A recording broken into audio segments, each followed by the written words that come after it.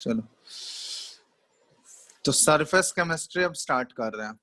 ठीक है, तो हेडिंग डाल लो सरफेस केमिस्ट्री।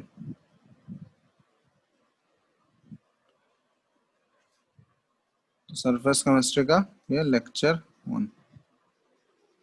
ठीक है, नया चैप्टर स्टार्ट हो रहा है। तो तुम लोग जो जो नहीं बनाए हो क्वेश्चंस वो बना लो, इलेक्ट्रोकेमिस्ट्री का कंप्लीट करो, उसको बना के जल्दी। ठीक है, जिसको भी डाउट हो रहा है वो पूछ सकते हो आराम से, कोई दिक्कत नहीं है। ग्रुप में कोई डाउट ही नहीं डालते हो तुम लोग, नहीं बना रहे हो फिर तभी तो डाउट नहीं आ रहा है। बना रहे हो क्वेश्चन, सब लोग बना लिए क्वेश्चन? बताओ अमृत, हाँ सर बना लिए। पूरा बुकलेट बन गया है? उससे नहीं सर, प्रीवियस बुक का प्रीवियस ईयर है ना, तो बुक से ही बनाया है। कौन से बुक से? वही प्रीवियस ईयर का बुक खरीद लिए है। प्रीवियस ईयर सारा बन गया? सारा नहीं सर, डाउट है सर। और बाकी लोग का? बाकी लोग तो कोई रेस्पॉन्ड ही नहीं करता है। चंदन,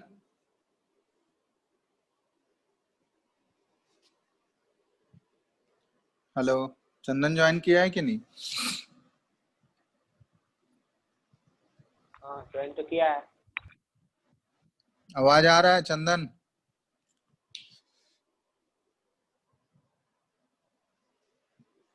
चलो ठीक है, नेक्स्ट चैप्टर हम लोग स्टार्ट कर रहे हैं सरफेस केमिस्ट्री। ठीक है, तो सरफेस केमिस्ट्री देखो ये फिजिकल का ही चैप्टर है, बट इसमें कोई भी कैलकुलेशन नहीं है। ठीक है, तो मोस्टली ये पूरा पूरा थियोरेटिकल चैप्टर है, थियोरेटिकल थ्योरी बेस्ड चैप्टर है। तो सरफेस केमिस्ट्री में हम लोग एक्चुअली किस चीज के बारे में पढ़ेंगे, ये नाम से ही पता चल रहा होगा कि हम लोग वैसे फेनोमेनन के बारे में पढ़ेंगे जो सरफेस पे होता है। किसी भी, जैसे कोई भी सब्सटेंस अगर हम लोग कंसिडर करें तो उसके सरफेस पे जो फेनोमेनन हो रहा होगा उसको हम लोग सरफेस केमिस्ट्री में पढ़ने वाले हैं। ठीक है, तो इसको हम लोग मेनली, इसमें हम लोग एक्चुअली क्या करते हैं, दो फेनोमेनन पढ़ते हैं। एक होता है एडजॉर्प्शन, एक होता है एब्जॉर्प्शन। दो देखो एक जैसा ही टर्म है। तो एक्चुअली यहाँ पे पहले लिख रहे हैं सरफेस केमिस्ट्री में मेनली हम लोग क्या पढ़ने वाले हैं, phenomenon occurring eight the surface. ठीक है, तो सरफेस पे जो फेनोमेनन ऑकर होगा इसके बारे में हम लोग डिटेल में पढ़ेंगे। तो इस टाइप के फेनोमेनन को हम लोग बोलते हैं एडजॉर्प्शन। ठीक है, और एक्चुअली देखो यहाँ पे दो डिफरेंट टाइप का प्लेन बनता है। तो एक, जैसे इंटरफेस हम लोग कंसिडर करें, जो सरफेस होगा, जैसे मान लो कि ये सरफेस, सरफेस का कुछ बाउंड्री होगा। ठीक है, तो जैसे मान लो दो सरफेस को अगर कोई इंटरफेस जो सेपरेट करता है ना, एक बाउंड्री जो सेपरेट करेगा किसी दो सरफेस को, उसको हम लोग बोलते हैं इंटरफेस। इंटरफेस एक्चुअली क्या है कि जहां पे दो फेज मीट कर रहा है, या जो बाउंड्री दो सरफेस को सेपरेट कर रहा है। तो इस साइड देखो या तो सॉलिड हो सकता है, अलग अलग फेज भी हो सकता है, और इस साइड सॉलिड। तो या तो दोनों साइड सॉलिड हो, या एक साइड क्या हो, सॉलिड हो, एक साइड लिक्विड हो, या फिर एक साइड सॉलिड हो, या एक साइड गैस हो। किस ठीक है, चीज तो का साइज सर? क्या चीज? किस चीज का साइज? कोई भी चीज का? क्या किस चीज का? किस चीज का साइज? कोई भी चीज का? हाँ, किसी भी सब्सटेंस का, दो सब्सटेंस अगर लिए हैं, ठीक है, हाँ तो दो सब्सटेंस है तो ऑब्वियसली वहां पे दो सब्सटेंस के बीच में एक बाउंड्री तो आएगा ना। हाँ। तो उस बाउंड्री को हम लोग बोलते हैं इंटरफेस। अब उस इंटरफेस के अपोजिट एंड पे क्या होगा, एक या तो सॉलिड हो सकता है या लिक्विड हो सकता है, टोटल कोई भी टोटल पॉसिबिलिटी है, कुछ भी फेज आ सकता है, या तो सॉलिड फेज हो या लिक्विड फेज हो या गैस हो, इन तीनों में से कोई भी फेज आ सकता है। ठीक है, तो ये चीज ध्यान देना कि द प्लेन, जिस प्लेन पे दो सरफेस मीट कर रहे हैं या दो फेज मीट करते हैं उसको हम लोग क्या बोलते हैं, इंटरफेस बोलते हैं। या फिर इंटरफेस को हम लोग ऐसे डिफाइन कर सकते हैं कि कोई वैसा बाउंड्री है जो कि दो सरफेस को या दो फेजेस को सेपरेट कर रहा है, तो उसको हम लोग इंटरफेस बोल सकते हैं। ठीक है, तो जैसे यहाँ मेटल के केस में अगर हम लोग बात करें, ठीक है, मेटल का सरफेस अगर ले हम लोग, तो मेटालिक सरफेस किस फॉर्म में रहता है, किस फेज में रहता है, वो सॉलिड फेज में ही रहेगा, है ना। तो जैसे मान लो Fe मेटल हम लोग आयरन मेटल कंसिडर किए, तो आयरन मेटल क्या होगा, ये सॉलिड फॉर्म में रहेगा। तो इसके एटम्स कैसे अरेंज होंगे, जैसे यहाँ पे क्या होता है कि एटम्स जो होते हैं ये क्लोजली पैक्ड होते हैं, है ना। तो इसको हम लोग ऐसे ड्रॉ कर रहे हैं कि इसमें एटम्स इसके, ठीक है। ये रिप्रेजेंटेशन है एक्चुअली, एक्चुअल में ऐसा नहीं रहता है, ये बस रिप्रेजेंट कर रहे हैं, ठीक है। इसके एटम्स ऐसे ऑर्डर्ड अरेंजमेंट होता है ना सॉलिड में, तुम लोग पढ़े ही हो। सॉलिड में एटम्स का अरेंजमेंट कैसा होता है? ऑर्डर्ड, बिल्कुल ऑर्डर्ड अरेंजमेंट होता है, ठीक है। तो ये इस टाइप से यहाँ पे ऐसे Fe का एटम अरेंज्ड है।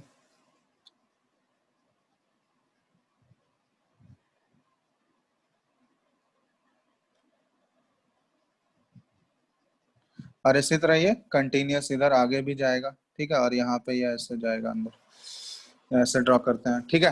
तो जो ये वाला हम एज्यूम करते हैं कि ये वाला जो है ये टॉप मोस्ट लेयर डिनोट कर रहा है, ऊपर वाला जो लेयर है ये टॉप मोस्ट लेयर है, ठीक है। तो यहाँ पे हम लोग इसको क्या बोलेंगे, ये है फ्री वैलेंसी, क्योंकि ऊपर वाला जो एटम है, देखो जो सरफेस पे जो एटम है दिख रहा है ना, सरफेस पे जो एटम है वो चारों बगल से बॉन्डेड है क्या? वो तीन तीन साइड से ये एटम से सराउंडेड है। देखो जैसे सरफेस के जो भी एटम्स हैं, ठीक है, ये सरफेस का एटम है, ये चारों एटम, अगर इसको सरफेस का एटम अज्यूम करोगे तो इसके देखो लेफ्ट साइड में कोई एटम होगा, इधर ये कंटिन्यूअस चेन ऐसे जाएगा, राइट साइड में भी एटम है और नीचे भी इसका एटम है, ठीक है। बट इसका टॉप मोस्ट वाला वैलेंसी क्या है? ये फ्री है या नहीं है? बताओ। टॉप मोस्ट में, क्योंकि जो सबसे टॉप लेयर होगा उसके ऊपर कोई एटम होगा क्या? हेलो, सर बोलो। जो सबसे नहीं सर। टॉप जो सबसे टॉप मोस्ट लेयर होगा तो उसके और ऊपर तो कोई एटम नहीं होगा ना, वही सबसे टॉप पे होगा। तो उसका जो ऊपर वाला लिंकेज है, ये ऊपर वाला जो अगर हम लोग लिंक की बात करें, ये तो खाली रहेगा ना, ठीक है। हाँ ये बाकी तीनों साइड से ये बॉन्डेड है, एटम से ये कनेक्टेड है, बट टॉप वाला लेयर क्या है, वही सबसे टॉप है, तो उसका ऊपर वाला वैलेंसी या उसका लिंक हम लोग बोल सकते हैं वो वेकेंट है, ठीक है, वो खाली है। इसलिए इसको हम लोग क्या बोलते हैं, ये वाला वो टॉप मोस्ट लेयर जो होता है उसका जो वैलेंसी खाली है, इसको फ्री वैलेंसी बोला जाता है या फिर रेसिड्यूल वैलेंसी बोलते हैं हम लोग, जो बचा हुआ वैलेंसी है, ठीक है। तो एक्चुअली जो, ठीक है, तो इसको फ्री वैलेंसी या फिर रेसिडुअल वैलेंसी बोला जाता है। तो एक्चुअली जो भी सरफेस फेनोमेनन होता है ना, सरफेस पे जो भी फेनोमेनन ऑकर करेगा, या तो वो गैस को एब्जॉर्ब करेगा या एब्जॉर्ब करेगा, तो उसका रीजन यही फ्री वैलेंसी ही होता है। क्योंकि फ्री वैलेंसी देखो, जो टॉप मोस्ट लेयर का एटम होगा वो तीन तीन साइड से तो एटम से सराउंडेड है, तीन साइड से तो एटम से वो कनेक्टेड है, तीन साइड से उसका फोर्स लग रहा है। बट टॉप मोस्ट वाला जो लेयर होगा उसका ऊपर, उसके ऊपर कोई भी एटम नहीं है, तो ऊपर वाला वैलेंसी उसका क्या होता है, एक वैलेंसी ऊपर वाला वो खाली रहता है। उसी वैलेंसी को हम लोग क्या बोलते हैं, फ्री वैलेंसी या फिर रेसिडुअल वैलेंसी। और जो अंदर एटम रहेगा, ठीक है, जो टॉप मोस्ट लेयर के अंदर जितने भी सारे एटम्स आएंगे उन सभी एटम्स को हम लोग क्या बोलते हैं, बल्क एटम्स, ठीक है, क्योंकि वो अंदर प्रेजेंट है। तो जो अंदर प्रेजेंट होगा उन सभी को हम लोग क्या बोलेंगे, बल्क। बल्क है। तो ये सारा बल्क है। और जो सबसे टॉप मोस्ट रहेगा तो उसको हम लोग टॉप लेयर बोलते हैं या सरफेस लेयर बोलते हैं, ठीक है। तो इसमें दो फेनोमेनन एक्चुअली आता है यहाँ पे हम लोग देखो, हम लोग एड्सॉर्प्शन को डिफाइन कर रहे हैं, ठीक है। दो फेनोमेनन के बारे में पढ़ते हैं, एक होता है एडसॉर्प्शन, ठीक है, यहाँ पे ध्यान देना स्पेलिंग में डिफरेंस है। एक होता है एडसॉर्प्शन और दूसरा है एब्सॉर्प्शन, ठीक है। एक में डी है और एक में बी है, एडसॉर्प्शन एंड एब्सॉर्प्शन। इन दोनों में डिफरेंस क्या है वही हम लोग देखना चाह रहे हैं। एडसॉर्प्शन का मतलब क्या हुआ, ठीक है, ये दोनों में डिफरेंस अभी हम लोग क्लियर करेंगे। एडसॉर्प्शन जब भी होगा, यहाँ पे ध्यान देना, एडसॉर्प्शन जब भी होगा इस टाइप में दो टर्म्स आता है, एक होता है एडसॉर्बेट और एक होता है एडसॉर्बेंट। एडसॉर्बेट और एडसॉर्बेंट, इन दोनों में डिफरेंस क्या है एडसॉर्बेट और एडसॉर्बेंट में? एडसॉर्बेट हम लोग किसको बोलते हैं, एडसॉर्बेट किसको बोलेंगे? इट इज द सब्सटेंस, ठीक है, it is the substance which is being adsorbed on the surface of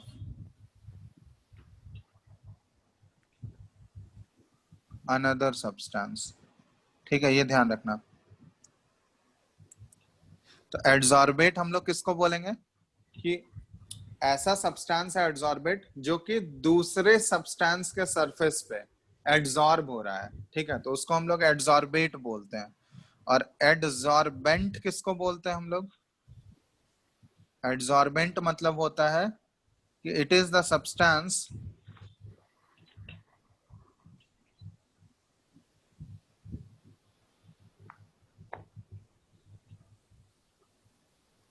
on the surface of which adsorption is taking place। ठीक है, तो यहाँ पे दो टर्म आ गया। ठीक है, एड्सॉर्प्शन में दो टर्म आता है, एक होता है एड्सॉर्बेट, एक होता है एड्सॉर्बेंट। तो एड्सॉर्बेट हम लोग किसको बोलते हैं? देखो, मान लो ये जैसे हम लोग कंसिडर कर रहे हैं, जैसे बहुत सारे एग्जांपल तुम लोग पढ़े होंगे रिएक्शन में, कि बहुत सारे रिएक्शन में क्या होता है कि गैसेस का एड्सॉर्प्शन होता है मेटल के सरफेस पे। पढ़े हो ऐसा कि गैसेस जो होते हैं मेटल के सरफेस पे एड्सॉर्ब होते हैं। तो जैसे रिएक्शन तुम लोग पढ़े हो कि गैस का डिकम्पोजिशन जब होता है मेटल के सरफेस पे, पढ़े हो ना? या फिर जैसे हाइड्रोजनेशन रिएक्शन पढ़े होगे तुम लोग, हाइड्रोजनेशन रिएक्शन पढ़े हो, क्लास 10th में पढ़े होगे, याद है हाइड्रोजनेशन? हाँ, ऑयल का जो होता था ना। हाँ, हाइड्रोजन गैस क्या होता था, वो मेटल, हम लोग मेटालिक सरफेस लेते थे, जैसे प्लैटिनम का सरफेस हो गया या मोलिब्डेनम, बहुत सारे पैलेडियम होता था। ठीक है, तो उन सभी मेटल के सरफेस पे हाइड्रोजन गैस क्या होता था, वो एड्सॉर्ब होता था। वो क्या करता था, जैसे इसी टाइप का, जैसे मान लो यहाँ पे Fe मेटल हो गया, Fe के मेटल का सरफेस ले लिया हम लोग। तो ये क्या कर रहा है, जैसे मान लो कोई भी गैस इसके सरफेस पे आ रहा है, कोई भी गैस इसके सरफेस पे एड्सॉर्ब हो रहा है, तो ये क्या होगा, एड्सॉर्प्शन जो फेनोमेनन होता है वो सरफेस फेनोमेनन होता है।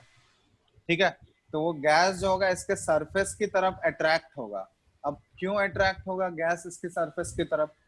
अब वो रेस्पॉन्सिबल क्या होता है बताओ, एड्सॉर्प्शन के लिए कौन क्या रेस्पॉन्सिबल है?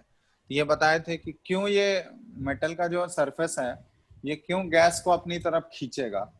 तो उसका रीजन क्या होता है कि वो किसकी वजह से ये खींचता है? फ्री वैलेंसी की वजह से। क्योंकि बल्क में देखो, बल्क में जो एटम प्रेजेंट होगा, अंदर जो एटम प्रेजेंट होगा, वो तो चारों बगल से एटम से घिरा हुआ है, उसका कोई भी वैलेंसी खाली है क्या? कोई भी वैलेंसी, बल्क का जो एटम रहेगा उसका कोई भी वैलेंसी खाली है? बताओ तो। No sir. नहीं।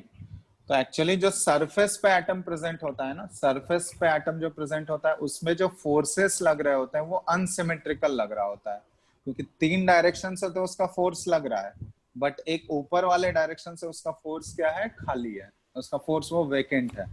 इसीलिए उसको बोलते हैं हम लोग रेसिडुअल वैलेंसी या फ्री वैलेंसी। और वही फ्री वैलेंसी रेस्पॉन्सिबल होता है एड्सॉर्प्शन फेनोमेनन को कॉज करने के लिए। वो क्या करेगा, गैस मॉलिक्यूल्स को, वो फ्री वैलेंसी की वजह से ही वो गैस मॉलिक्यूल को अपनी तरफ क्या करेगा, वो अट्रैक्ट करेगा। और अगर वो गैस मॉलिक्यूल्स को अपनी तरफ अट्रैक्ट कर रहा है तो वो क्या करेगा, गैस का मॉलिक्यूल जो है मेटल के सरफेस पे धीरे धीरे आके क्या होते जाएगा, वो सरफेस की तरफ अट्रैक्ट होते जाएगा और धीरे धीरे उसके सरफेस पे जमा होने लगेगा। और इसी फेनोमेनन को हम लोग क्या बोलते हैं, एड्सॉर्प्शन बोलते हैं। इसी फेनोमेनन को कोई भी दूसरा सब्सटेंस का मॉलिक्यूल जो है किसी मेटल के सरफेस पे, जैसे यहाँ पे एक मेटल का एग्जांपल ले रहे हैं, तो मेटल के सरफेस पे अगर वो आके अट्रैक्ट हो रहा है और इसके सरफेस पे एक्युमुलेट हो रहा है, तो इसी फेनोमेनन को हम लोग क्या बोलते हैं, एड्सॉर्प्शन बोला जाता है। यही फेनोमेनन क्या होता है, एड्सॉर्प्शन। और इसमें दो टर्म आ रहा है, एक होता है एड्सॉर्बेट और एक होता है एड्सॉर्बेंट। तो एड्सॉर्बेट मतलब देखो, जैसे गैस और मेटल वाले सरफेस में कौन एड्सॉर्बेट हो जाएगा, गैस का मॉलिक्यूल एड्सॉर्बेट है या एड्सॉर्बेंट है, बताओ तो। एड्सॉर्बेट। एड्सॉर्बेट है कि जो सब्सटेंस अट्रैक्ट हो रहा है, जो सब्सटेंस अट्रैक्ट हो रहा है किसी दूसरे सब्सटेंस के सरफेस पे, उसको हम लोग बोलते हैं एड्सॉर्बेट। तो इस केस में गैस का मॉलिक्यूल्स क्या है, वो अट्रैक्ट हो रहा है मेटल के सरफेस की तरफ, तो गैस का मॉलिक्यूल क्या बन गया, एडसॉर्बेट बन गया। और जिसके सरफेस पे वो अट्रैक्ट हो रहा है, ठीक है, जिस सब्सटेंस के सरफेस पे वो अट्रैक्ट हो रहा है या जिस सब्सटेंस के सरफेस पे वो आके स्टिक कर रहा है, उस सब्सटेंस को हम लोग बोलते हैं एडसॉर्बेंट। तो इस केस में एडसॉर्बेंट क्या बन जाएगा, मेटल का सरफेस क्या हो गया, वो एडसॉर्बेंट हो गया। डिफरेंस समझ में आ रहा है ना, एडसॉर्बेट और हाँ सर। एडसॉर्बेंट में। ठीक है, तो ये है। अब दो अलग अलग यहाँ पे, ठीक है, यहां तक कोई डाउट है किसी को इसमें, एडसॉर्बेट और एडसॉर्बेंट में।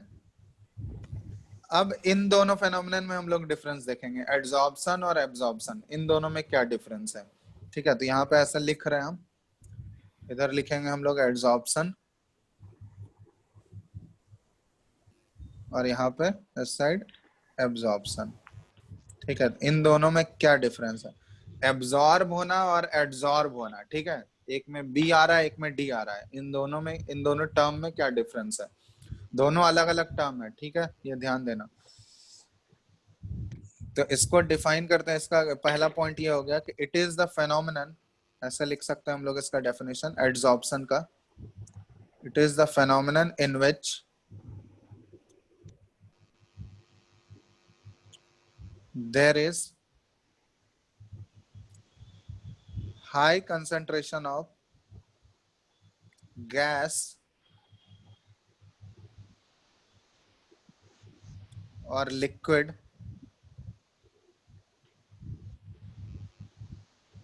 on the surface in comparison to the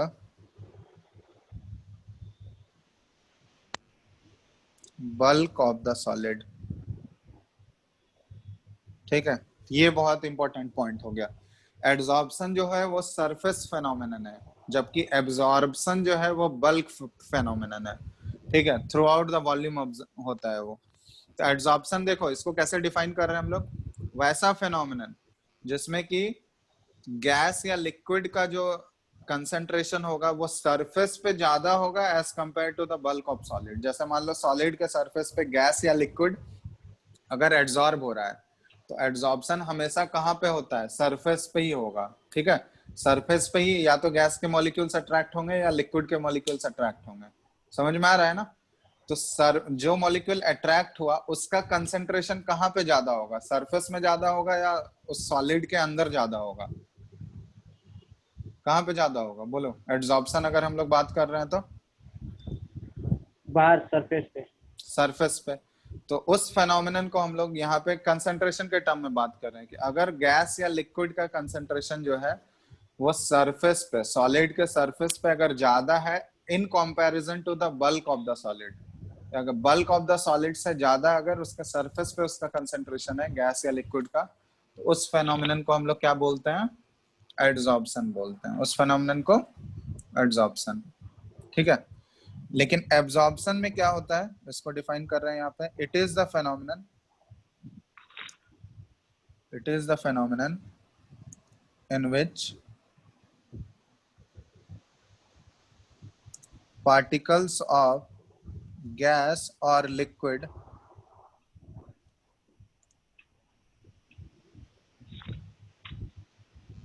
are uniformly distributed। ठीक है, ये डिफरेंस है, uniformly distributed throughout the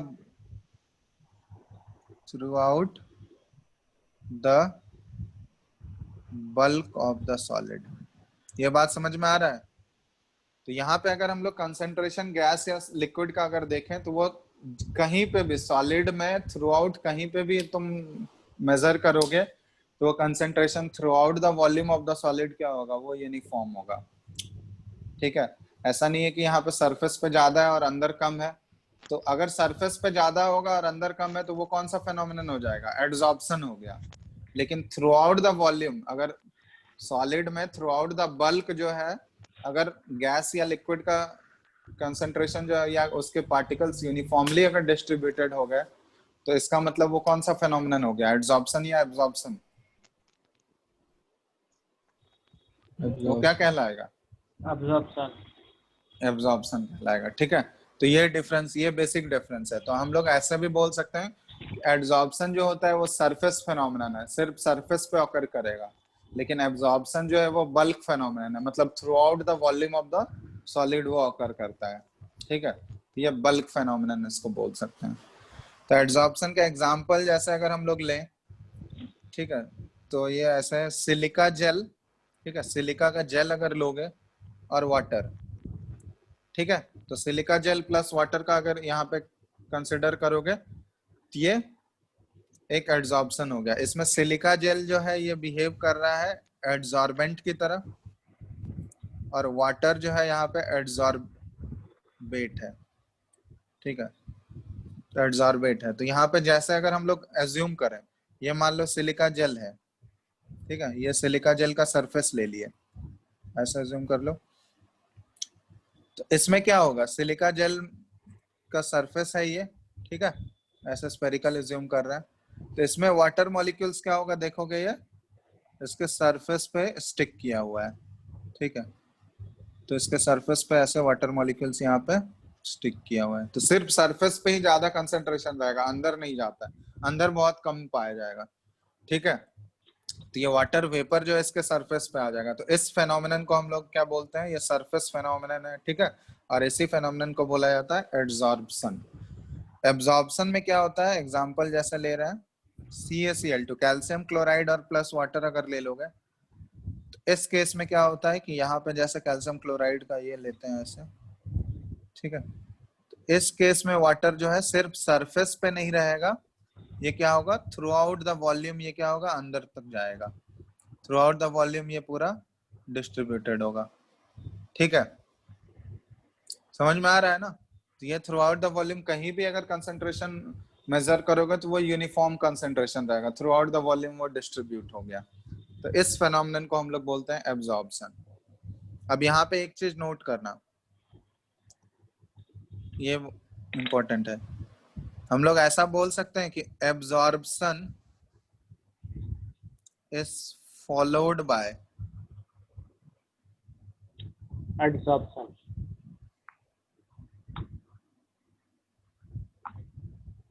adsorption. पहले तो सरफेस में आया होगा ना, तब ना बाद में अंदर गया होगा। ठीक है, तो अगर एब्जॉर्प्शन होना है तो एड्सॉर्प्शन तो पहले ही होगा ना, क्योंकि हमेशा कभी ना कभी अगर उसकी तरफ अट्रैक्ट होगा वाटर तो पहले तो सरफेस पे ही आएगा। तो अगर वो सरफेस तक ही रह गया तो फिर उसको हम लोग क्या बोल देंगे, एड्सॉर्प्शन बोल देंगे। लेकिन वो सरफेस से अगर अंदर घुस गया, पूरा यूनिफॉर्मली डिस्ट्रीब्यूटेड हो गया अंदर तक, तो फिर उसको क्या बोल देंगे हम लोग, एब्जॉर्प्शन बोल देंगे। तो मान लीजिए कोई बैरियर लगा दिया तब क्या होगा? क्या लगा देंगे, कुछ बैरियर लगा दे जिसके चलते बल्क में नहीं आया वाटर, तो बैरियर नहीं लगाते, वो हर एक पार्टिकल का या हर एक सब्सटेंस का प्रॉपर्टीज अलग अलग होता है। ठीक है, कुछ सब्सटेंस का होता है कि वो पूरा अंदर तक चला जाता है, ठीक है, लेकिन कुछ सब्सटेंस का प्रॉपर्टी होता है कि वो अंदर तक नहीं जाने देता है, वो सरफेस पे ही रहता है। तो वो डिफरेंट मटेरियल का प्रॉपर्टीज जो होता है वो डिफरेंट होता है। ठीक है, तो ये चीज ध्यान रखना कि absorption is always followed by adsorption. पहले एड्सॉर्प्शन होगा तभी एब्जॉर्प्शन होगा।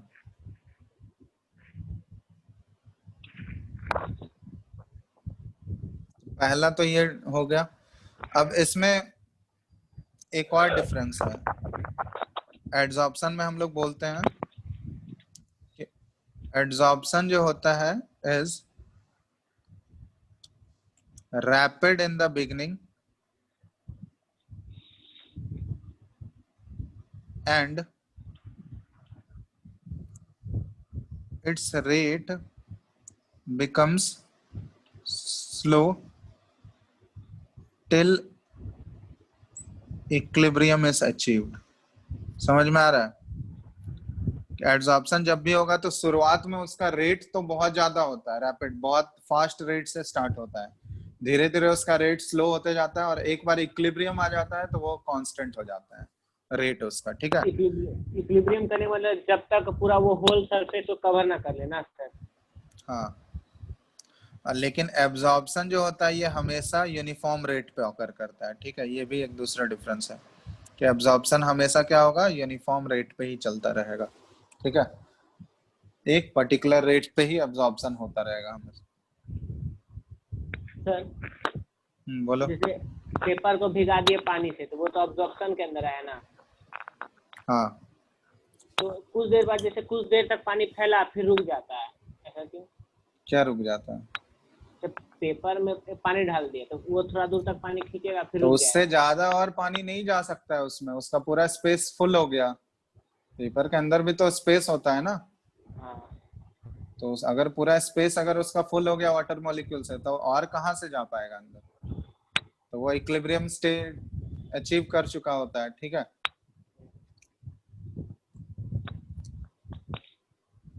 क्लियर है ना? तो ये डिफरेंस हो गया एड्सॉर्प्शन और एब्जॉर्प्शन में, डिफरेंस सबको क्लियर है? कोई डाउट है किसी को?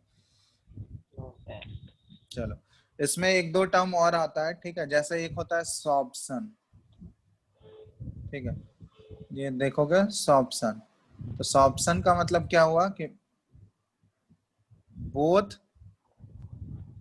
Absorption and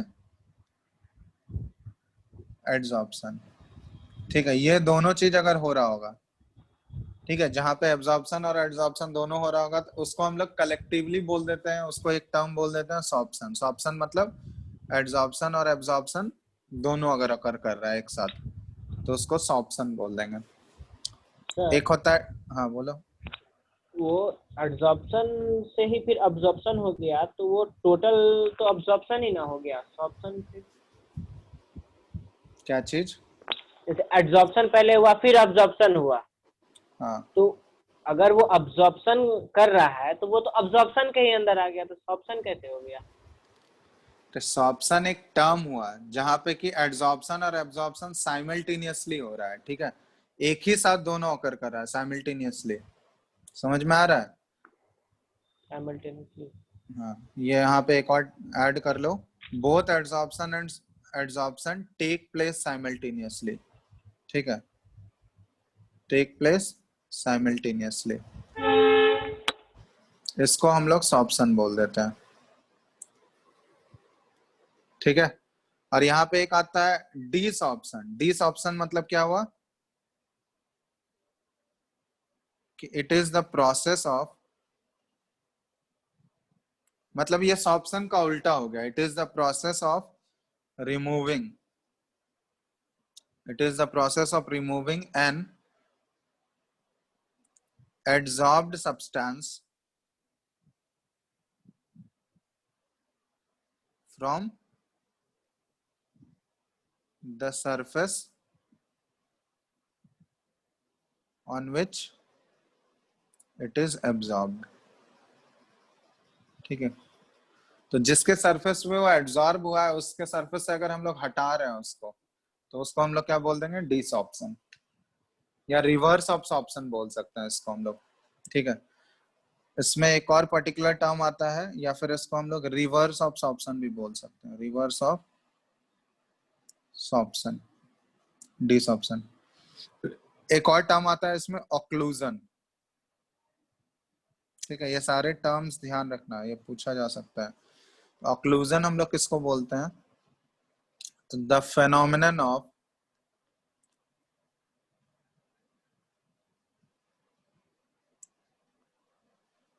adsorption of A gas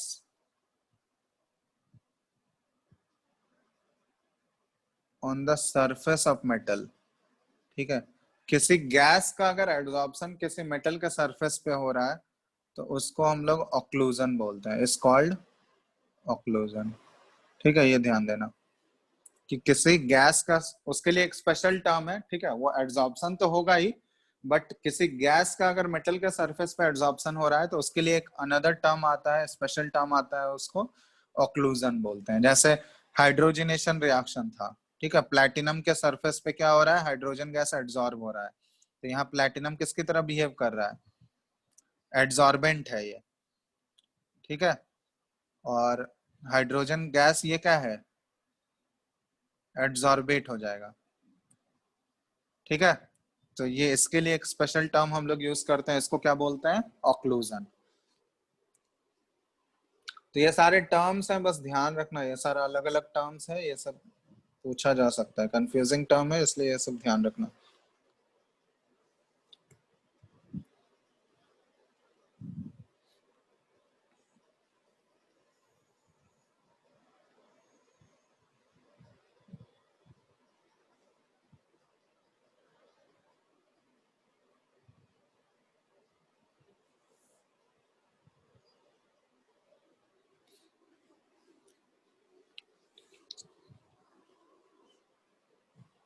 ठीक है, कोई डाउट है इसमें यहाँ तक किसी को?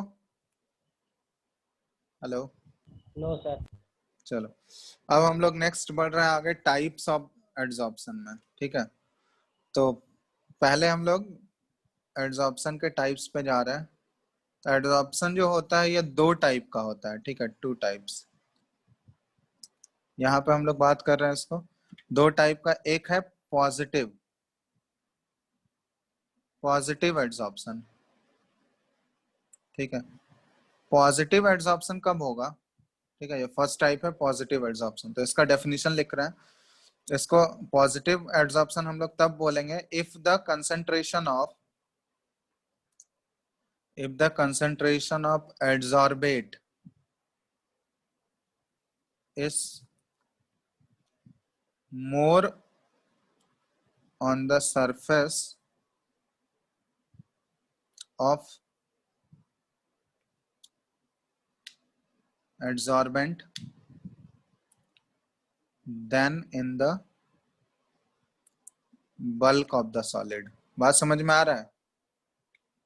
अगर बल्क ऑफ द सॉलिड से अगर ज्यादा कंसंट्रेशन कहाँ पे है? सरफेस पे है, एड्सॉर्बेट का। ठीक है, तो इसको हम लोग क्या बोल देंगे? पॉजिटिव एड्सॉर्प्शन है ये। एग्जाम्पल, जैसे पॉजिटिव एड्सॉर्प्शन का एग्जाम्पल अगर लिख लें हम लोग, तो कंसंट्रेटेड KCl और ये ब्लड चारकोल। ठीक है, ब्लड चारकोल, तो ये पॉजिटिव एड्सॉर्प्शन हो गया। ये एग्जाम्पल है। ब्लड चारकोल क्या होगा बताओ? ब्लड के कलर का ये चारकोल होता है। चारकोल तो समझते हो ना? हाँ, क्या होता है चारकोल? वो वुड को जला के जो थोड़ा काला काला बच जाता है ना, उसे बोलते हैं। वुड को जो जला के फिर कोयला ऐसा बच जाता है ना, उसी को तो बोलते हैं चारकोल।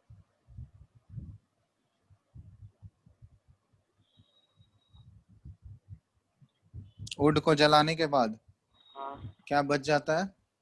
काला काला बचता है ना, कोयला ऐसा। हाँ।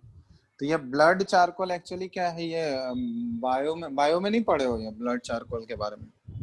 नहीं तो। एनिमल चारकोल वो सब तो पढ़े होगे ना। ब्लड चारकोल एक्चुअली क्या है? ये ब्लड को इवापोरेट करके बनाया जाता है। ठीक है, ब्लड जो होता है ना, ब्लड को इवापोरेट किया जाता है। जैसे ब्लड को एक केमिकल के साथ, वो शायद ये होता है पोटाशियम कार्बोनेट होता है शायद, तो पोटाशियम कार्बोनेट के साथ उसको इवापोरेट किया जाता है ब्लड को। ठीक है, तो उससे वो बहुत ही डार्क कलर में एकदम चेंज हो जाएगा। तो उसको हम लोग बोलते हैं ब्लड चारकोल। ठीक है, तो बायो में ये सब पढ़ोगे ब्लड चारकोल के बारे में। तो ये पॉजिटिव एड्सॉर्प्शन हो गया। ठीक है, ये पॉजिटिव एड्सॉर्प्शन का ये एग्जांपल है। नेगेटिव एड्सॉर्प्शन हम लोग कब बोलेंगे बताओ तो? जब कंसंट्रेशन बल्क में ज्यादा होगा। हाँ, किसका कंसंट्रेशन? सरफेस से ज्यादा। एड्सॉर्बेट का कंसंट्रेशन जो है सरफेस से ज्यादा कहाँ पे होगा? बल्क में। बल्क में ज्यादा होगा। ठीक है, तो इसी का उल्टा है, हम यहाँ पे लिख नहीं रहे हैं इसको। ठीक है, इसी में रिवर्स कर दोगे, इसमें क्या लिख दोगे इसको? अगर नेगेटिव एड्सॉर्प्शन बोला गया तो if the concentration of adsorbate is less on the surface of the adsorbent then in the bulk of the solid, तो वो क्या कहलाएगा? Negative adsorption. ठीक है, नेगेटिव एड्सॉर्प्शन का एग्जांपल क्या हो जाएगा? ये एग्जांपल है एक डाइल्यूट KCl। डाइल्यूट KCl और ब्लड चारकोल ये सेम है। अगर हम लोग कंसंट्रेटेड KCl लेंगे, ठीक है, कंसंट्रेटेड पोटेशियम क्लोराइड और ब्लड चारकोल, इन दोनों का अगर कॉम्बिनेशन लोगे तो ये किसकी तरह बिहेव करेगा? वो किसका एग्जांपल हो जाएगा? Positive adsorption. लेकिन यही अगर डाइल्यूट KCl ले लेंगे तो वो किसका एग्जांपल हो जाएगा? नेगेटिव। Negative ads. ठीक है, तो ये सर, ध्यान देना। हाँ बोलो। तो इसका सारा माने कि अब एब्जॉर्बेट जो है वो सारा बल्क पे आके कंसंट्रेट हो जाएगा ना, किसमें?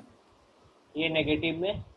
सारा नहीं, सारा कंपैरिजन माने किया। हाँ, हाँ, थोड़ा सा ज्यादा। कंपैरिजन किया जा रहा है कि ज्यादा बल्क में चला जाएगा, सरफेस से हाँ ज्यादा बल्क, तो हाँ। उसको नेगेटिव एड्सॉर्प्शन बोलते हैं। ठीक है।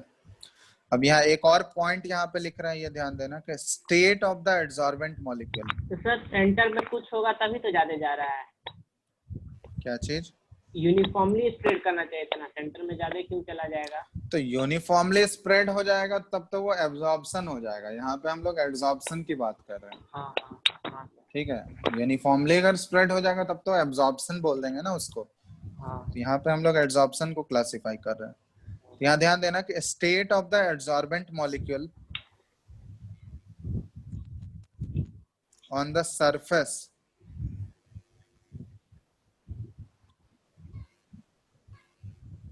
may be different from that in the bulk। ठीक है। ऐसा भी हो सकता है कि एड्सॉर्बेंट मॉलिक्यूल जो है, एड्सॉर्बेंट मॉलिक्यूल मतलब जिसके सरफेस पे एड्सॉर्प्शन होना है, उसका मॉलिक्यूल जो है, जो टॉप पे मॉलिक्यूल है, ठीक है, जो सरफेस पे जो मॉलिक्यूल होगा उसका स्टेट जो है वो बल्क में जो मॉलिक्यूल है उससे डिफरेंट भी हो सकता है। जैसे इसमें एक एग्जांपल होता है, जैसे मान लो ऑक्सीजन है, तो ऑक्सीजन का अगर हम लोग लेंगे तो ऑक्सीजन जो है ये एग्जिस्ट करता है O2, oxygen exist as O2 in the bulk. ठीक है। Whereas at the surface, at the surface it may exist as O2 minus या O2 प्लस, ठीक है, या O माइनस एटसेट्रा। समझ में आ रहा है ये कि ऑक्सीजन, जैसे ऑक्सीजन अगर एड्सॉर्बेंट कंसिडर करोगे ऑक्सीजन को, तो बल्क में जो ऑक्सीजन के मॉलिक्यूल्स होंगे ना वो O2 के फॉर्म में होंगे, लेकिन जो सरफेस में ऑक्सीजन है देखो वो O2 माइनस के फॉर्म में होगा, या फिर O2 प्लस के फॉर्म में हो सकता है, या O माइनस के फॉर्म में हो सकता है, क्योंकि सरफेस पे जो है ना वहां पे यूनिफॉर्म वो हम लोग ऐसे बोलते हैं कि यूनिफॉर्म फोर्स नहीं लग रहा होता है।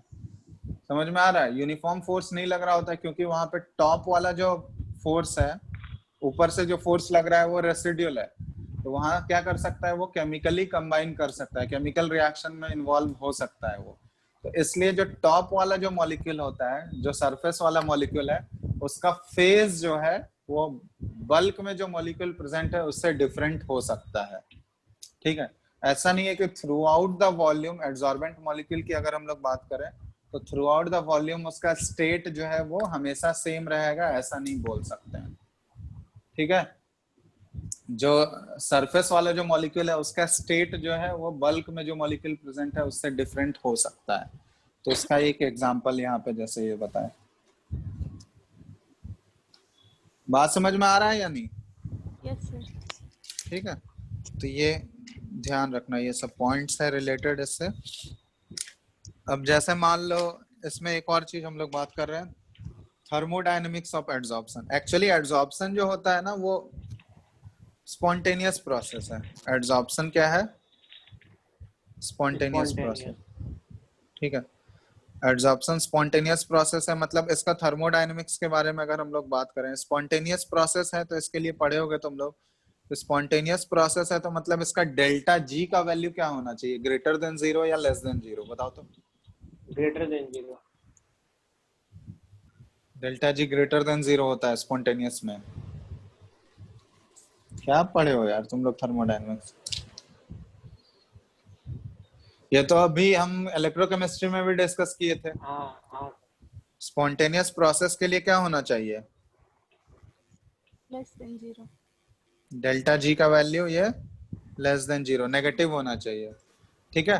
Less than 0। तो यहाँ पे एक रिलेशन तुम लोग थर्मोडायनेमिक्स में पढ़े होगे, delta G is equal to delta H minus T delta S. पढ़े हो? नहीं पढ़े। नहीं पढ़े हो? नहीं नहीं पढ़ा है। ये थर्मो अरे ये तो बेसिक रिलेशन है स्पॉन्टेनिटी निकालने का। थर्मोडायनेमिक्स में नहीं हुआ था थर्मोडायनेमिक्स हुआ ही नहीं है तुम लोगों का, ना। क्लास में नहीं हुआ है, मतलब कोचिंग नहीं में सर, नहीं हुआ। कुछ भी नहीं, बेसिक भी नहीं पढ़ाया गया है। नहीं, अच्छा, तो स्कूल में तो पढ़े होगे ना थोड़ा बहुत। मेरा स्कूल है ना सर। स्कूल नहीं है तो क्या खुद से नहीं पढ़ सकते हो?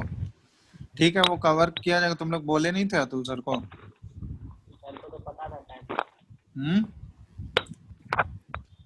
अतुल सर बोले सबसे लास्ट में पढ़ाएंगे। अच्छा, लास्ट में पढ़ाएंगे। हाँ। चलो ठीक है। तो ठीक है, तो ये देखो ये रिलेशन आता है, इसमें सारे टर्म्स का मतलब पहले जान लो। यहाँ डेल्टा जी क्या है? गिब्स फ्री एनर्जी होता है, ठीक है। डेल्टा एच क्या है? Change in enthalpy. ये डेल्टा जी है, मतलब change in Gibbs free energy है ये, ठीक है। डेल्टा एच क्या है? चेंज इन एंथैल्पी है। टी है टेम्परेचर, केल्विन में जो पुट करना है यहाँ पे। और डेल्टा एस क्या है? चेंज इन एंट्रोपी, ठीक है। एंट्रोपी मतलब रैंडमनेस होता है। तो यहाँ पे ध्यान देना कि जैसे हम लोग एड्सॉर्प्शन की बात कर रहे हैं, तो एड्सॉर्प्शन की बात कर रहे हैं तो कोई गैस का मॉलिक्यूल जो है, जैसे यहाँ पे बात कर रहे हैं हम लोग, ठीक है। जैसे ये सरफेस, मेटल के सरफेस पे जैसे गैस एड्सॉर्ब हो रहा है, ठीक है। तो ये बॉक्स में जैसे मान लो निकल का हम लोग एटम ले लिए, ये ऐसे है। अब इसके सरफेस पे क्या है? हाइड्रोजन आके एड्सॉर्ब हो रहा है, तो हाइड्रोजन आके यहाँ पे इसके सरफेस पे ऐसे अट्रैक्ट हो रहा है। तब हाइड्रोजन के साथ यहाँ पे अट्रैक्शन हो रहा है। तब देखो, अगर ये हाइड्रोजन फ्री रहता, अगर ये इसके अट्रैक्शन में नहीं आता, तो वो तो आराम से घूम रहा था। वो रैंडम, उसका रैंडमनेस क्या था? रैंडमनेस समझते हो ना? हाँ, मतलब फ्रीली मूव करता है इधर उधर। हाँ, फ्रीडम बोलते हैं उसको, ठीक है। तो रैंडमनेस उसका फ्रीली मूव कर रहा था। लेकिन जैसे ही ये इसके अट्रैक्शन फोर्स में आ गया, निकल के साथ, निकल के एटम की तरफ ये अट्रैक्ट हो गया, अब इसका रैंडमनेस क्या होगा? बढ़ रहा है या घट रहा है? रैंडमनेस कम हो गया ना। कम हो गया। तो रैंडमनेस अगर कम हो गया तो यहाँ पे हम लोग बोलते हैं कि एंट्रोपी इसका कम हो जाता है। एंट्रोपी, क्योंकि डेल्टा एस जो है ये measure of degree of randomness है। एंट्रोपी क्या मेजर करता है? Degree of randomness. तो रैंडमनेस अगर कम होगा तो उसका एंट्रोपी भी ओवरऑल क्या हो रहा होगा? कम हो कम गया। होगा। तो एंट्रोपी अगर कम हो रहा है तो यहाँ पे देखो, यहाँ पे ऐसे हम लोग बोल सकते हैं कि ये डेल्टा एस, क्योंकि डेल्टा एच जो है ये, यहाँ पे देखो ऐसे लिख रहे हैं, delta G is equal to delta H minus T delta S. तो एंट्रोपी अगर घट रहा है, तो एंट्रोपी घट रहा है, यहाँ पे आगे पहले से माइनस साइन है, तो टी डेल्टा एस का वैल्यू क्या होगा? एंट्रोपी अगर बहुत ही कम हो गया, मान लो 0 से कम हो गया, तो टी डेल्टा एस का वैल्यू क्या हो जाएगा? 0 हो जाएगा। 0 से अगर ये लेस हो गया एंट्रोपी, तो ये तो टी नेगेटिव हो डेल्टा एस, जाएगा, तो नेगेटिव ये, हो जाएगा। हाँ ये नेगेटिव हो गया, हाँ, ठीक है। अब ये नेगेटिव है, आगे माइनस साइन है, तो पॉजिटिव। तो ये नेगेटिव इंटू नेगेटिव ये प्लस बन जाएगा, ठीक है। अब प्लस बन गया, तो अब अगर ये स्पॉन्टेनियस प्रोसेस होना है, तो स्पॉन्टेनियस प्रोसेस होना है तो इसके लिए डेल्टा जी का वैल्यू क्या होना चाहिए? लेस देन 0 होना चाहिए। हाँ, नेगेटिव आना तो चाहिए। डेल्टा जी अगर लेस देन 0 करने के लिए, यहाँ पे ये किस पे डिपेंड करेगा? डेल्टा एच के सिंबल पे डिपेंड करेगा या नहीं करेगा? बताओ। क्योंकि करेगा। इधर वाला पार्ट ये जो पूरा है ये क्या बन गया? ये तो पॉजिटिव। पूरा पॉजिटिव हो गया। तब अगर डेल्टा एच का वैल्यू पॉजिटिव हो गया, तब तो डेल्टा जी ये भी ग्रेटर देन 0 रहेगा हमेशा। तो अगर ये प्रोसेस को स्पॉन्टेनियस करना है, तो स्पॉन्टेनियस करने के लिए डेल्टा एच का वैल्यू क्या होना चाहिए? नेगेटिव होना चाहिए। नेगेटिव होना चाहिए, और इसके ग्रेटर प्रोडक्ट होना से चाहिए। ग्रेटर होना चाहिए। हाँ। तो यहाँ पे हम लोग बोल सकते हैं कि डेल्टा एच क्या होना चाहिए? Should be should be negative, negative होना ग्रेटर चाहिए। देन। और इसका जो डेल्टा एच का मैग्नीट्यूड होना चाहिए, ये greater than T delta S के मैग्नीट्यूड से ग्रेटर होना चाहिए। तभी तो डेल्टा जी का ओवरऑल वैल्यू क्या आएगा? नेगेटिव। नेगेटिव होगा। तो यहाँ पे हम लोग ऐसे बोल सकते हैं कि द डिसाइडिंग फैक्टर, तो यहाँ पे कौन डिसाइड कर रहा है कि ये प्रोसेस स्पॉन्टेनियस होगा या नहीं होगा? कौन delta deciding H. Factor? Delta H पे डिपेंड कर रहा है। तो यहाँ पे हम लोग ऐसे लिख सकते हैं कि the deciding factor which makes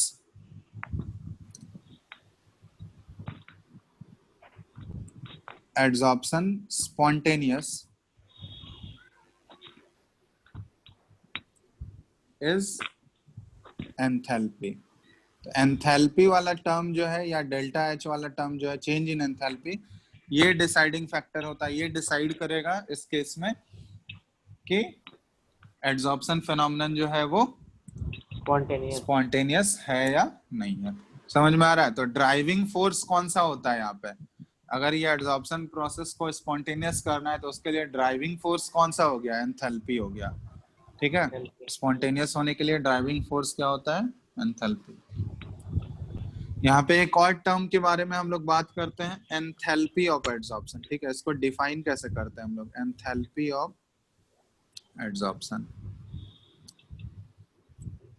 enthalpy of adsorption का मतलब हुआ, ठीक है, it is the amount of energy. ठीक है, it is the amount of energy released. हमेशा ध्यान देना कि जब भी एड्सॉर्प्शन होगा तो नया फोर्स, नया अट्रैक्शन हो रहा होगा। ठीक है, एक बॉन्ड का फॉर्मेशन हो रहा है ना एड्सॉर्प्शन में। देखो, हाइड्रोजन एटम्स के बीच में और मेटल के सरफेस के बीच में क्या हो रहा है? एक नया बॉन्ड का फॉर्मेशन होता है। तो जब भी बॉन्ड का फॉर्मेशन होता है वहां पे हमेशा एनर्जी रिलीज होता है, ये ध्यान देना। तो एड्सॉर्प्शन में नया बॉन्ड का फॉर्मेशन हो रहा है, इसलिए यहाँ पे अमाउंट ऑफ एनर्जी हम लोग रिलीज्ड लिख रहे हैं। तो it is the amount of energy released when 1 mole of a adsorbate get adsorbed on a particular adsorbent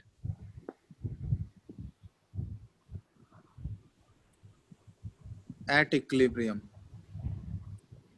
is called enthalpy of adsorption. ठीक है, तो ये एंथैल्पी ऑफ एड्सॉर्प्शन का डेफिनेशन है।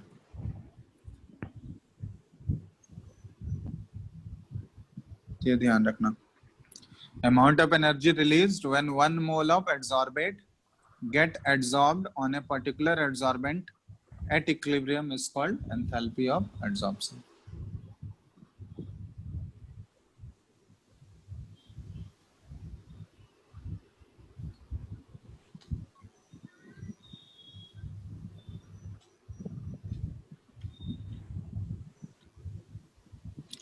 अब एंथैल्पी ऑफ एड्सॉर्प्शन का वैल्यू जो है वो डिपेंड करेगा नेचर पे।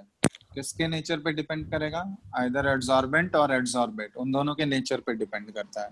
ठीक है, तो ये ध्यान रखना, ये एंथैल्पी ऑफ एड्सॉर्प्शन है। दिख रहा है ना स्क्रीन सबको? हाँ सर। चलो अब रहने दीजिए सर। क्या रहने दे? टाइम बहुत हो गया, बहुत हो गया आज के लिए। हाँ सर। अब नहीं पढ़ना हाँ है आगे? मैं तो नींद लग रहा है। नींद लग रहा है? हाँ। क्यों, सो के नहीं बैठे हो? एक क्लास चल रहा है 3 बजे से ना। वो तो डेली चलता है। हाँ सर। तुम तो स्कूलिंग भी नहीं करते हो। नहीं सर।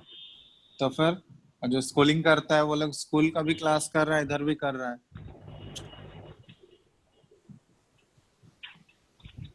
क्यों तुम इतना कंप्लेन करते हो? नहीं सर, ऐसे बस। नींद आ रहा है ये चैप्टर में? नहीं। तो ये चैप्टर ऑलमोस्ट थ्योरेटिकल ही है, पूरा थ्योरी है इसमें। फिजिकल का ही चैप्टर है बट थ्योरेटिकल है पूरा, तो इसलिए इसमें कोई न्यूमेरिकल नहीं आएगा। ठीक है, सिर्फ टर्म्स ही टर्म्स मिलेंगे और बस पूरा थ्योरी ही है, बायो की तरह पूरा थ्योरेटिकल चैप्टर है।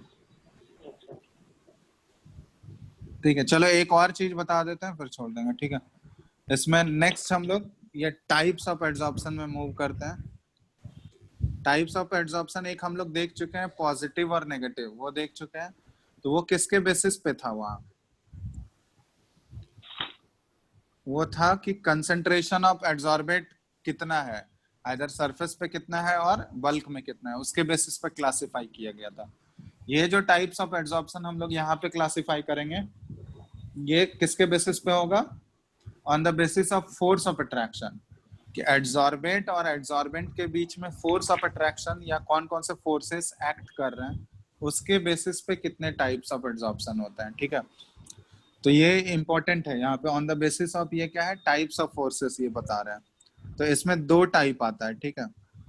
एक होता है फिजिकल एड्सॉर्प्शन,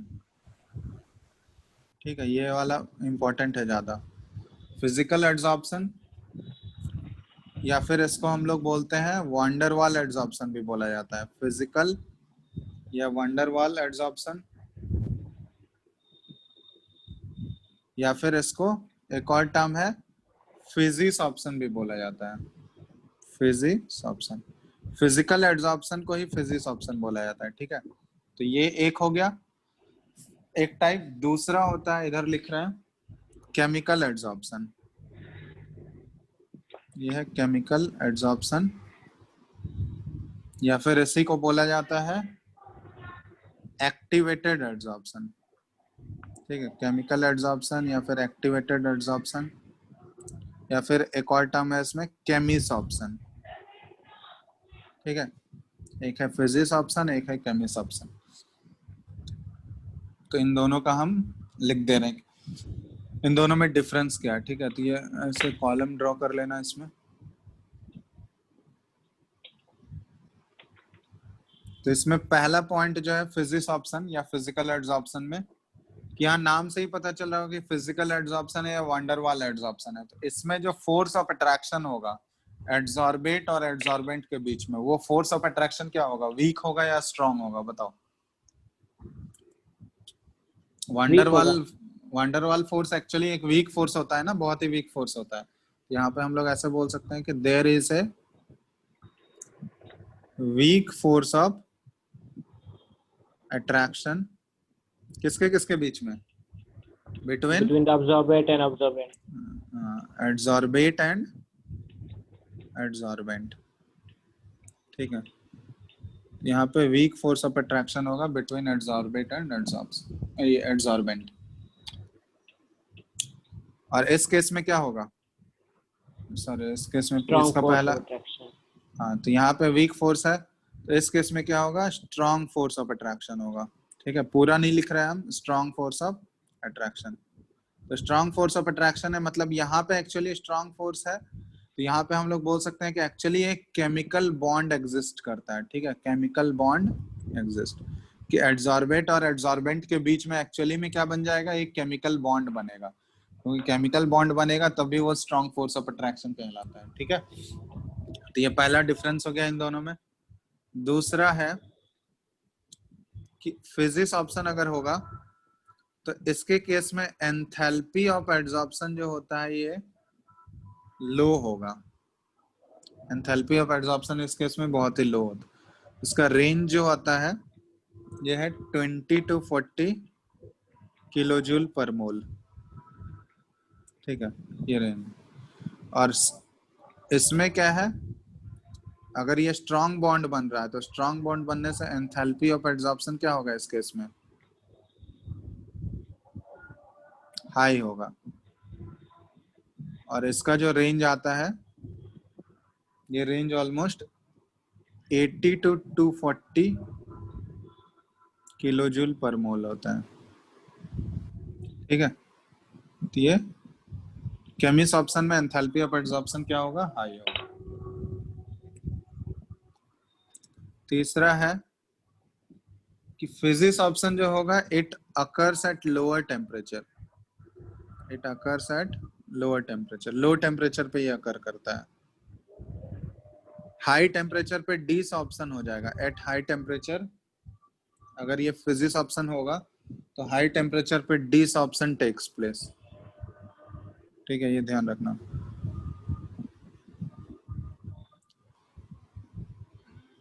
और इस केस में अगर हम लोग लिखें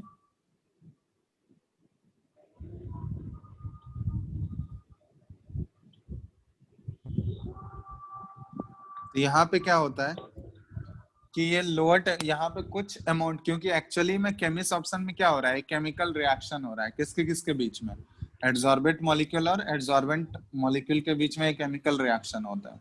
तो जब भी केमिकल रिएक्शन हो रहा होगा ना, तो कुछ certain amount of activation energy का जरूरत पड़ता है, ठीक है। और अगर ये हम लोग केमिकल काइनेटिक्स में डिस्कस कर चुके हैं, एक एक्टिवेशन एनर्जी होता है, उस बैरियर तक जब तक नहीं पहुंचेगा तो कोई भी केमिकल रिएक्शन इफेक्टिव होता है क्या? ये हम लोग देख चुके हैं ना। इफेक्टिव केमिकल रिएक्शन किसको बोलेंगे? जब वो एनर्जी बैरियर उसका कहाँ तक पहुंचता है, उसका जो एक्टिवेशन एनर्जी होगा वहां तक उसको मिनिमम पहुंचना पड़ता है। वहां तक अगर एनर्जी बैरियर नहीं पहुंच पा रहा है, एनर्जी अगर वहां तक नहीं पहुंच पा रहा है, तब तक वो इफेक्टिव रिएक्शन उसको बोल सकते हैं हम लोग? नहीं बोल सकते हैं, ठीक है। तो यहाँ पे भी हम लोग ऐसे लिख सकते हैं कि since chemical reaction takes place between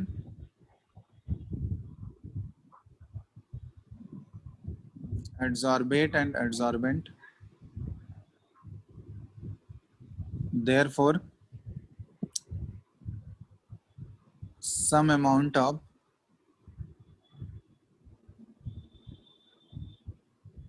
activation energy is required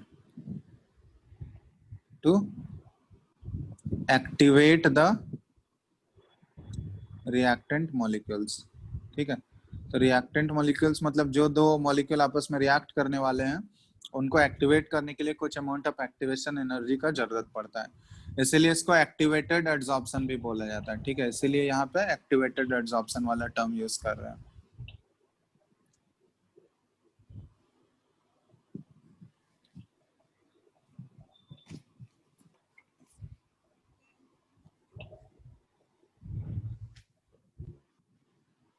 ठीक है। अब फोर्थ पॉइंट, इसके केस में क्या होता है कि एक्टिवेशन एनर्जी लो होता है, एक्टिवेशन एनर्जी, ठीक है, इज लो। पॉइंट लिखा दे रहे हैं, आगे नेक्स्ट क्लास में हम लोग डिस्कस करेंगे। और इस केस में क्या होगा, एक्टिवेशन एनर्जी इज हाई, ठीक है। और फिफ्थ पॉइंट लिखा रहे हैं, it is a non specific process, non specific process, ठीक है। नॉन स्पेसिफिक प्रोसेस का मतलब क्या हुआ कि any solid can absorb any gas. Example जैसा ही गैस, अगर मान लो सॉलिड पे गैस का एब्जॉर्प्शन हो रहा है, तो कोई भी सॉलिड जो है किसी भी गैस को एब्जॉर्ब कर लेगा, इसलिए ये नॉन स्पेसिफिक बोलते हैं। लेकिन जो केमिकल एब्जॉर्प्शन होता है ये स्पेसिफिक होता है, it is specific in nature.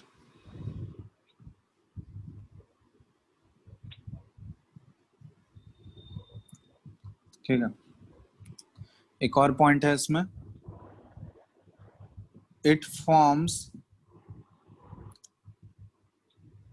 Multi molecular layers, ठीक है, मल्टी मॉलिक्यूलर लेयर्स। और इसमें लिख लो, ये है इट फॉर्म्स मोनो लेयर्स, मतलब सिंगल लेयर ये बनाएगा, क्योंकि एक्चुअली में यहाँ पे केमिकल रिएक्शन हो रहा है, ठीक है। ये सब पॉइंट लिख लो, आगे हम नेक्स्ट क्लास में इसको डिस्कस कर लेंगे। सेवेंथ पॉइंट है, एक लास्ट पॉइंट है ये, फिर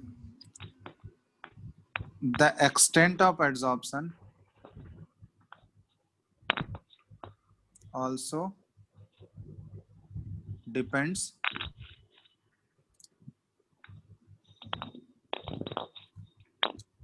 on the nature of the gas, ठीक है, फिजिक्स ऑप्शन में होगा।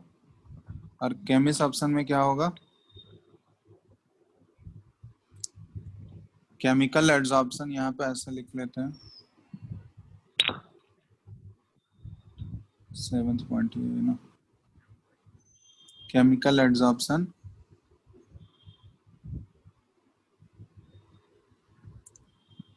does not depend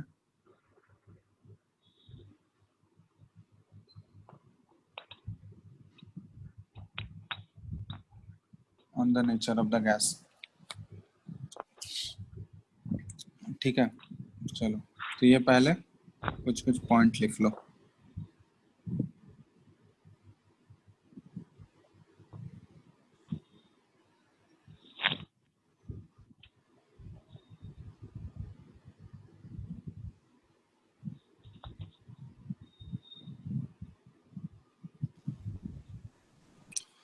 इसको हम लोग आगे और डिटेल में देखेंगे नेक्स्ट क्लास में, फिजिकल और केमिकल एड्सॉर्प्शन के बारे में। ठीक है, चलो ये पीडीएफ भेज देंगे, तुम लोग देख लेना, देख के लिख लेना। ठीक है, तो आज के लिए इतना ही रहने देते हैं, आगे हम लोग इसको नेक्स्ट क्लास में डिस्कस करेंगे। ठीक है, हेलो, यस सर। ठीक है, चलो तो एंड कर रहे हैं इसको, पीडीएफ सेंड कर दे रहे हैं, वहां से लिख लेना तुम लोग।